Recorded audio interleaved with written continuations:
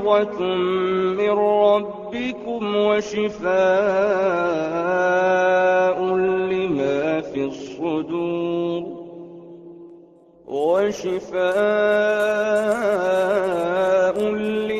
في الصدور وهدى ورحمة للمؤمنين. الحمد للہ رب العالمین والعاقبۃ للمتقین والصلاة والسلام علی رسولہ الکریم. اما بعد فاعوذ باللہ من الشیطان الرجیم. بسم اللہ الرحمن الرحیم. ومن یقنط منکن للہ ورسولہ وتعمل صالحا نؤتها اجرها مرتين واعتدنا لها رزقا کریما. قرآن مجید کا 22واں پارہ اس آیہ مبارکہ سے شروع ہوتا ہے اور اس کے ابتدائی کلمات ومن یقنط سے پہچانا جاتا ہے. سورۃ الاحزاب میں نبی اکرم صلی اللہ علیہ وسلم کی شان میں وہ مشہور آیت بھی وارد ہوئی ہے جس میں ارشاد ہے لقد کان لکم فی رسول اللہ اسوۃ حسنہ. اے مسلمانوں، تمہارے لیے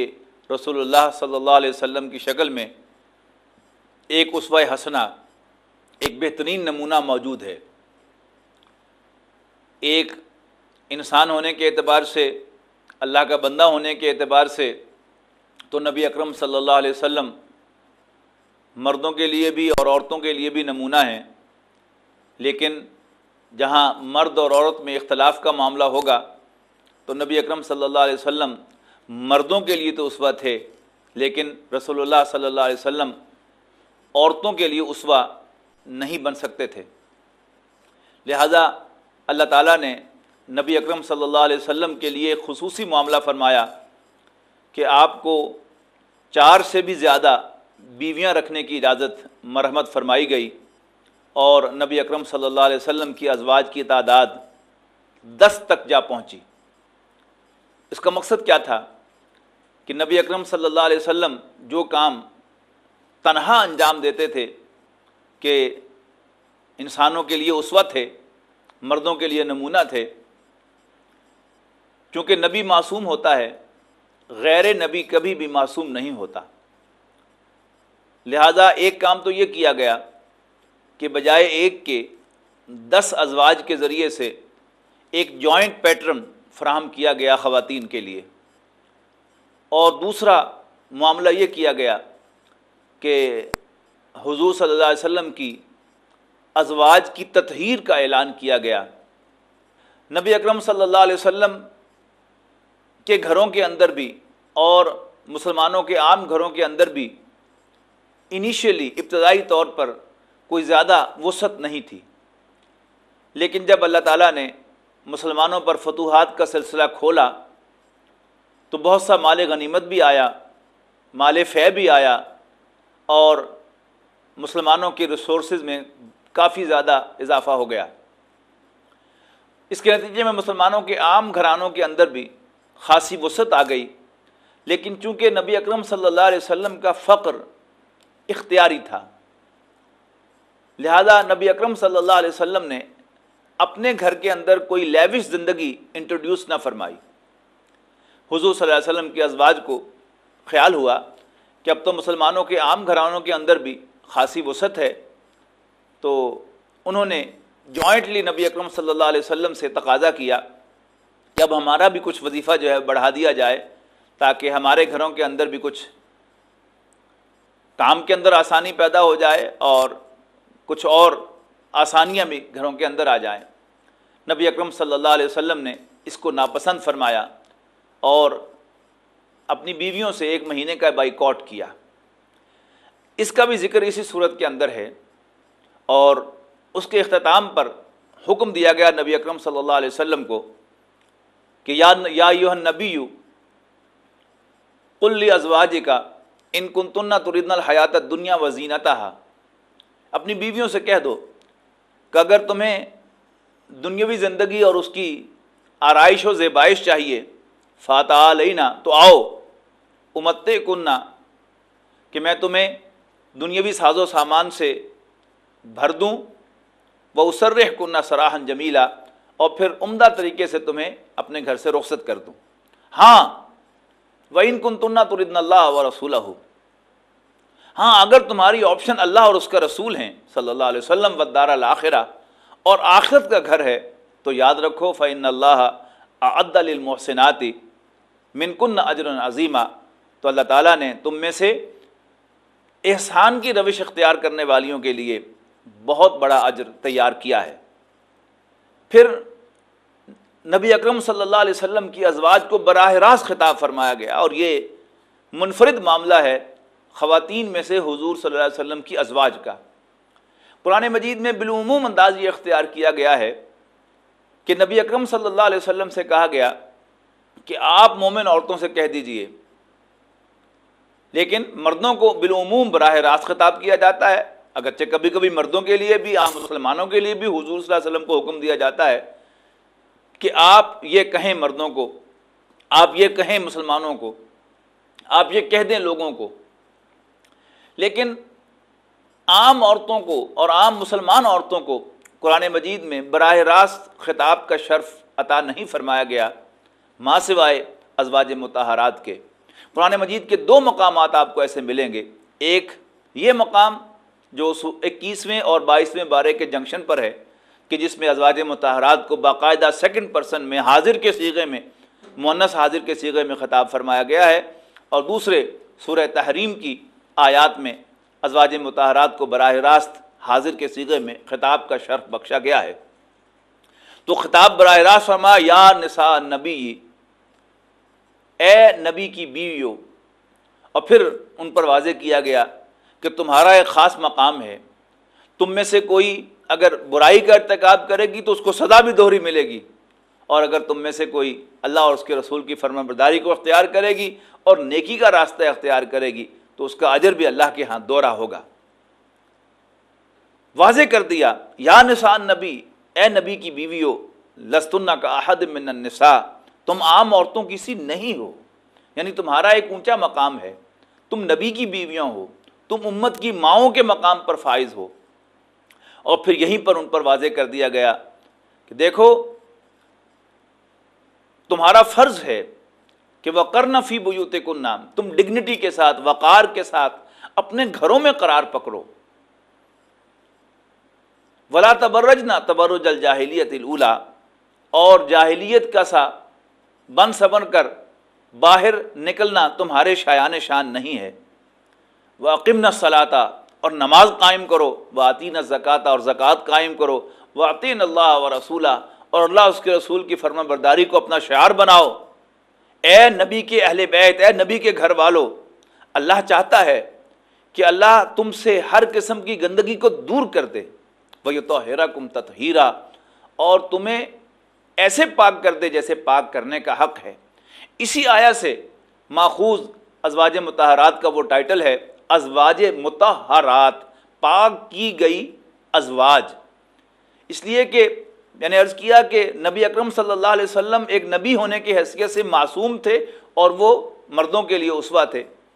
اب غیر نبی معصوم تو نہیں ہو سکتا، لیکن اس کی کمپنسیشن اللہ تعالیٰ نے فرمائی کہ ازواج مطہرات کو پاک کر دیا ہر قسم کی گندگی سے اور ہر قسم کی آلائش سے، اور ان کا سٹیٹس ایسا بنا دیا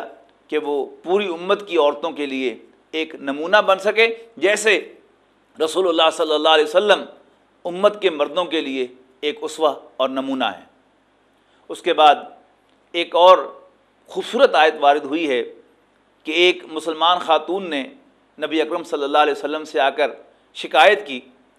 کہ قرآن مجید میں عام طور پر مردوں کا ذکر آتا ہے اور اللہ تعالیٰ اپنی بندیوں کو اس طرح یاد نہیں فرماتا جیسے اپنے بندوں کو یاد فرماتا ہے۔ تو اس پر یہ آیت مبارکہ نازل ہوئی، ان المسلمین والمسلمات والمؤمنین والمؤمنات والقانتین والقانتات والصادقین والصادقات والصابرین والصابرات والخاشعین والخاشعات والمتصدقین والمتصدقات والصائمین والصائمات والحافظین فروجہم والحافظات والذاکرین اللہ کثیرا والذاکرات اعد اللہ لہم مغفرۃ واجرا عظیما، یعنی مذکر اور مؤنث کے صیغے ساتھ ساتھ لائے گئے۔ بے شک مسلمان مرد اور مسلمان عورتیں، مومن مرد اور مومن عورتیں، اللہ کے فرمان بردار مرد اور فرمان بردار عورتیں سچ بولنے والے مرد، سچ بولنے والی عورتیں، صبر کرنے والے مرد، صبر کرنے والی عورتیں، اس طرح آخر تک یہ آیت چلی گئی۔ قرآن مجید کا یہ بڑا خوبصورت مقام ہے کہ جس میں ایک ردم پایا جاتا ہے مذکر و مؤنث کا، جس کی تلاوت کر کے بھی انسان کو بڑا حظ نصیب ہوتا ہے۔ پھر اسی میں وہ مشہور آیت مبارکہ بھی وارد ہوئی ہے،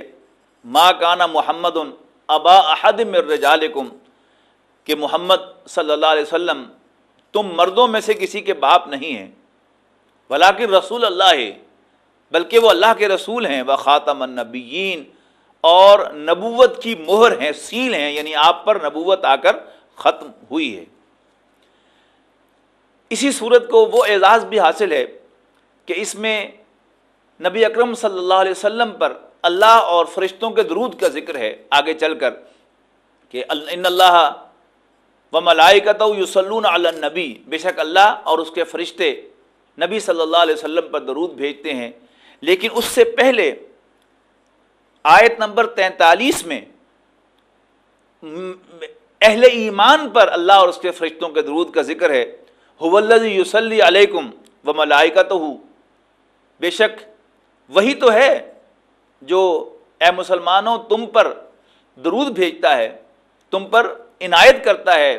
اور اس کے فرشتے بھی، لیخرجکم من الظلمات الی النور، تاکہ وہ تمہیں اندھیروں سے نکال کر روشنی میں لے آئے۔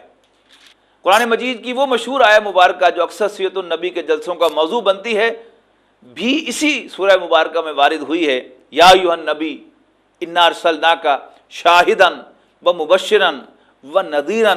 وداعیا الی اللہ باذنہ وسراجا منیرا، اے نبی صلی اللہ علیہ وسلم، ہم نے آپ کو ایک گواہ،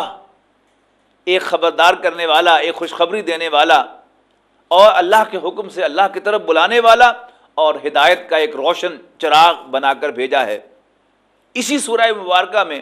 ازواج مطہرات کے ریفرنس سے وہ انسٹرکشن بھی آئی ہے اہل ایمان کو کہ جب بھی تمہیں اپنی ماؤں سے، حالانکہ ایک طرف نبی اکرم کی ازواج کو اسی سورہ مبارکہ میں مسلمانوں کی مائیں قرار دیا گیا، لیکن اس کے باوجود وہ پروٹوکول بھی بتایا گیا کہ جب بھی تمہیں ازواج مطہرات سے کوئی چیز مانگنی ہو، کچھ سوال کرنا ہو، تو فَاسْأَلُوهُنَّ مِنْ وَرَاءِ حِجَابٍ، تو پردے کے پیچھے سے ان سے سوال کیا کرو، ذَلِكُمْ أَطْهَرُ لِقُلُوبِكُمْ وَقُلُوبِهِنَّ، یہ خود تمہارے دلوں کے لیے بھی اور ان کے دلوں کے لیے بھی زیادہ پاکیزگی کا باعث ہوگا۔ اور یہ اعلان بھی فرما دیا گیا کہ اے مسلمانوں، تم نبی اکرم صلی اللہ علیہ وسلم کے وصال کے بعد بھی حضور صلی اللہ علیہ وسلم کی ازواج سے نکاح ہرگز نہ کرنا، گویا ان کا ایک اسپیشل اسٹیٹس متقرر ہو گیا کہ ان کی حیثیت ماؤں کی ہے، لہذا ان کے ساتھ نکاح جائز نہیں ہے۔ پھر اسی سورہ مبارکہ میں نبی اکرم صلی اللہ علیہ وسلم کو حکم دیا گیا کہ آپ اپنی بیویوں، اپنی بیٹیوں اور مسلمان عورتوں سے کہہ دیں کہ جب بھی وہ گھر سے نکلیں تو یدنین علیہن من جلابیبہن، تو اپنی بڑی چادریں اپنے اوپر ڈال دیا کریں، ذالک ادنی ان یعرفن فلا یؤذین، تو یہ زیادہ قرین ہے کہ وہ پہچانی جائیں کہ وہ شریف عورتیں ہیں اور انہیں ستایا نہ جائے۔ اس کے بعد سورہ سبا آتی ہے۔ سورہ سبا بھی اپنے اندر قرآن مجید کے بڑے خوبصورت مضامین لیے ہوئے ہے۔ فرمایا وقال الذین کفروا، یہ کافر کہتے ہیں لا تاتین الساعہ، قیامت ہم پر کبھی نہیں آئے گی، قل بلا وربی لتاتینکم عالم الغیب، کہہ دو کہ غیب کے جاننے والے میرے رب کی قسم ہے قیامت تم پر ضرور آ کر رہے گی، لا یعزب عنہ مثقال ذرۃ، اللہ سے پوشیدہ نہیں ہے ایک ذرے کے برابر بھی کوئی شے آسمانوں میں یا زمین میں، اور نہ ہی اس سے چھوٹی اور نہ ہی اس سے بڑی، الا فی کتاب مبین، مگر یہ کہ وہ ایک واضح کتاب کے اندر ڈاکیومنٹڈ ہے، محفوظ ہے۔ پھر اس سورہ مبارکہ میں حضرت سلیمان کا، حضرت داؤد کا بڑے اہتمام کے ساتھ ذکر فرمایا گیا ہے۔ فرمایا وَلَقَدْ آتَيْنَا داؤد منا فضلا، کہ ہم نے داؤد پر اپنی طرف سے بڑی عنایت فرمائی، یا جبالو، اے پہاڑو، اوبی معاہو، تم تسبیح کیا کرو اس کے ساتھ، اور اسی طرح ہم نے حکم دیا پرندوں کو، اور ہم نے داود کے لیے لوہے کو نرم کر دیا، یعنی ذرا بختر کا لباس یہ ایجاد تھی حضرت داود علیہ السلام کی۔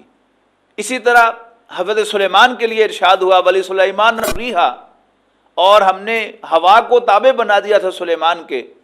غدوہا شہر و رواہا شہر، اور اس کی صبح کی منزل 1 مہینے کی مسافت کی ہوتی تھی، یعنی وہ ہوا پر سوار ہو کر 1 مہینے کی مسافت کا سفر کرتے تھے صبح کے وقت، اور اسی طرح شام کے وقت ہوا کے دوش پر وہ 1 مہینے کی مسافت طے کیا کرتے تھے۔ اور اسی طرح فرمایا ہم نے جنوں کو اس کے تابع فرمایا تھا، اور وہ ان کے سامنے ان کے تابع ان کے حکموں کو بجا لاتے ہوئے عمل کیا کرتے تھے۔ سورہ سبا میں نبی اکرم صلی اللہ علیہ وسلم کی شان میں وہ عظیم آیت بھی وارد ہوئی ہے، وَمَا أَرْسَلْنَاكَ إِلَّا كَافَّةً لِلنَّاسِ بَشِيرًا وَنَذِيرًا، اے نبی صلی اللہ علیہ وسلم، ہم نے آپ کو تمام نوع انسانی کے لیے بشیر اور نذیر بنا کر بھیجا ہے۔ یعنی یہ کمپیریزن ہے باقی انبیاء کرام کے مقابلے میں، کہ آپ سے پہلے آنے والے انبیاء کرام میں سے ان کی تمام تر عظمت اور شان کے باوجود ان کی تفریق مقصود نہیں ہے، ان کی ڈسکریمنیشن مقصود نہیں ہے، لیکن یہ امر واقعہ ہے کہ آپ سے آنے والے پہلے رسول کسی قوم کی طرف اور کسی متعین زمانے تک محدود رسول بنا کر بھیجے جاتے تھے، جبکہ اللہ تعالیٰ نے رسول اللہ صلی اللہ علیہ وسلم کو زمانی اعتبار سے بھی اور مکانی اعتبار سے بھی بہت وسعت عطا فرمائی۔ آپ قیامت تک آنے والے تمام انسانوں کی طرف رسول بنا کر بھیجے گئے تھے، اور آپ کی رسالت صرف مکہ مکرمہ یا جزیرہ نما عرب تک محدود نہیں تھی، بلکہ پورے کرۂ ارضی پر، پورے گلوب پر نبی اکرم صلی اللہ علیہ وسلم کی رسالت جو ہے وہ رواں دواں ہے۔ خواہ کوئی شخص مشرق میں پیدا ہو یا مغرب میں، اس کا تعلق امریکہ سے ہو یا ایشیا سے، وہ گورا ہو یا کالا ہو، وہ انگریزی زبان بولتا ہو یا عربی زبان بولتا ہو یا لاطینی اور فرانسیسی بولتا ہو، نبی اکرم صلی اللہ علیہ وسلم اس کی طرف بھیجے ہوئے رسول ہیں۔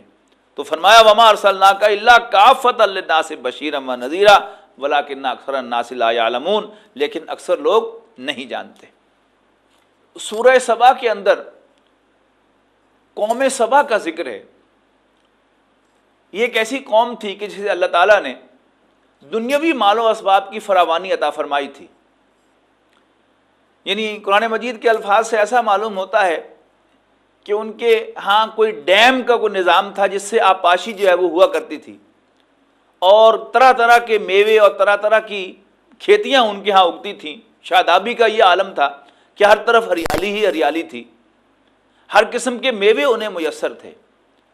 اور پھر آبادی کا یہ عالم تھا کہ دور دور تک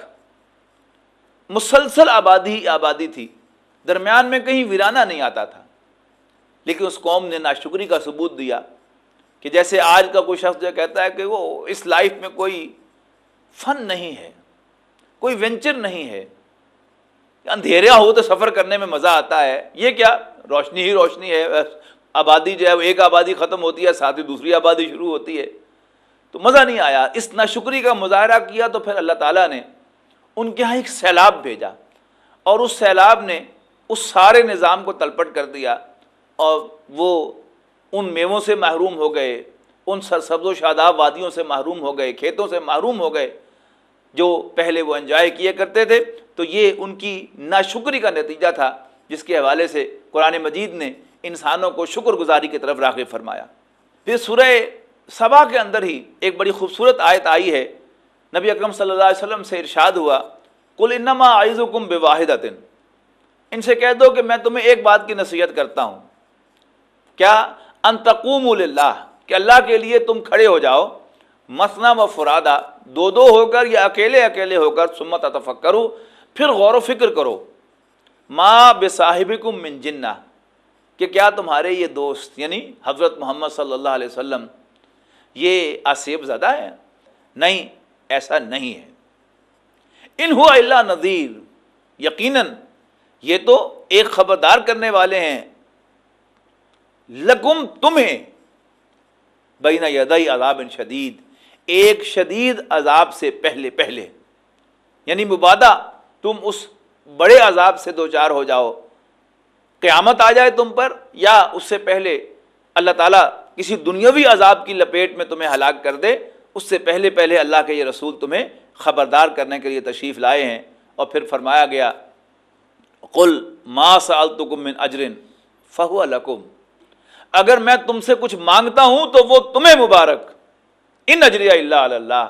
میرا اجر تو اللہ کے ذمے ہے، وہو علی کل شیء شہید، اور وہ ہر جگہ موجود ہے۔ اس کے بعد قرآن مجید کی ایک عظیم سورت سورہ فاطر وارد ہوئی ہے۔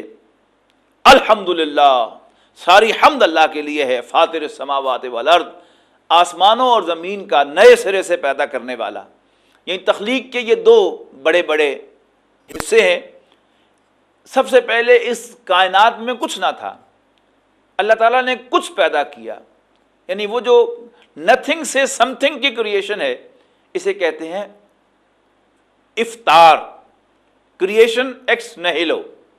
تو اللہ تعالیٰ اس کائنات کا فاطر بھی ہے اور خالق بھی ہے، اور اس کے بعد پھر جو چینجز آئیں، ایک سے دوسری چیز بنی، دوسری سے تیسری بنی، پھر دو جمع ہوئیں تو پھر کوئی چوتھی بن گئی، یہ جو ہے یہ تخلیق کا پروسیس کہلاتا ہے۔ تو اللہ تعالیٰ فاطر السماوات والارض بھی ہے اور خالق السماوات والارض بھی ہے، کائنات کا نئے سرے سے پیدا کرنے والا بھی ہے، اور اس کائنات کی کے اندر تغیر و تبدل لانے والا بھی اللہ تعالیٰ ہی ہے۔ آیت نمبر 5 میں ارشاد ہوا یا ایھا الناس، اس صورت کی خاص بات یہ ہے کہ اس میں بار بار یا ایھا الناس کہہ کر خطاب کیا جاتا ہے، بڑا ایک وارننگ کا انداز ہے۔ یا ایھا الناس ان وعد اللہ حق، لوگو بے شک اللہ کا وعدہ تو سچا ہے، فلا تغرنکم الحیات الدنیا، اور دیکھو کہیں تمہیں دنیاوی زندگی دھوکے میں مبتلا نہ کر دے، ولا یغرنکم باللہ الغرور، اور دیکھو کہیں تمہیں انتہائی دھوکے باز یعنی شیطان دھوکے میں نہ ڈال دے۔ ان الشیطان لکم عدو، بے شک شیطان تمہارا دشمن ہے، فاتخذوہ عدوا، پس تم اسے دشمن ہی سمجھو، دشمن ہی ٹریٹ کرو۔ بے شک شیطان کا گروہ تمہیں بلاتا ہے اے انسانوں کہ تم اصحاب جہنم میں شامل ہو جاؤ۔ اسی سورہ مبارکہ میں وہ آیت بھی وارد ہوئی الیہ یصعد الکلم الطیب والعمل الصالح یرفعہ، کہ پاک کلمہ طیبہ تو اللہ ہی کی طرف چڑھتا ہے، ہاں اس پاک کلمہ کو اوپر چڑھانے کے لیے جو قوت درکار ہے، یعنی ایمان پاک شے ہے، اس کی منزل تو اللہ ہی ہے، لیکن کسی انسان کے منہ پر اگر کلمہ ایمان آتا ہے تو پھر اس انسان کے اس کلمہ ایمان کو اللہ تک پہنچانے کے لیے عمل صالح کی قوت درکار ہے، والعمل الصالح یرفعہ، اور عمل صالح اس کو اٹھاتا ہے۔ قرآن مجید کی ایک اور عظیم آیت جسے علامہ اقبال نے قرآن مجید کی عظیم ترین آیت قرار دیا ہے، بھی اسی سورہ مبارکہ میں وارد ہوئی ہے۔ یا ایھا الناس، لوگو انتم الفقراء الی اللہ، تم سب کے سب اللہ کے محتاج ہو، you are all dependent on Allah, واللہ هو الغنی الحمید، جبکہ اللہ تعالیٰ غنی ہے، انڈیپینڈنٹ ہے، بے نیاز ہے۔ یعنی ڈیپینڈنٹ اور انڈیپینڈنٹ، ان دونوں کا آپس میں جو کنٹراسٹ ہے، اس سے زمین و آسمان کا فرق واقع ہوتا ہے کہ ہم اللہ تعالیٰ ہر اعتبار سے انڈیپینڈنٹ ہے، کسی پر ڈیپینڈنٹ نہیں ہے، اور غیر اللہ اپنے وجود کے لیے، اپنے وجود کے تسلسل کے لیے، اپنی حیات کے لیے، اپنی بقا کے لیے، اپنے وجود کے لیے اللہ تعالیٰ کا محتاج ہے۔ یا ایھا الناس انتم الفقراء الی اللہ واللہ هو الغنی الحمید۔ اسی سے علامہ اقبال کی وہ مشہور ربائی ماخوذ ہے کہ تو غنی از ہر دو عالم، من فقیر روز محشر عذر ہائے من پذیر، ور حسابم را تو بینی ناگزیر، از نگاہ مصطفیٰ صلی اللہ علیہ وسلم پنہا بگیر۔ اس کے بعد اسی پارے میں قرآن مجید کی ایک اور عظیم سورت یاسین کا بھی آغاز ہوتا ہے۔ یاسین والقرآن الحکیم، یاسین قرآن حکیم کی قسم ہے، انک لمن المرسلین، یقیناً آپ پیغمبروں میں سے ہیں، علی صراط مستقیم، ایک سیدھے راستے پر چلنے والے۔ سورہ یاسین کے بقیہ حصوں پر گفتگو انشاءاللہ اگلے پارے کے ضمن میں ہوگی۔ بارک اللہ لی ولکم فی القرآن العظیم ونفعنی وإیاکم بالآیات والذکر الحکیم۔ يا أيها الناس قد جاءتكم موعظة من ربكم وشفاء